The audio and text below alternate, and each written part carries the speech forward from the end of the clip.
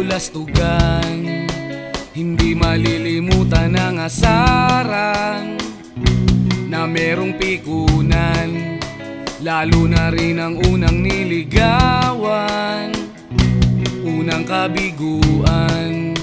At dyan nasiseryoso ang usapan, ang pagdadamayan ng tunay at tapat na kaibigan.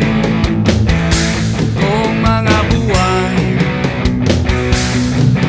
kaibigan namang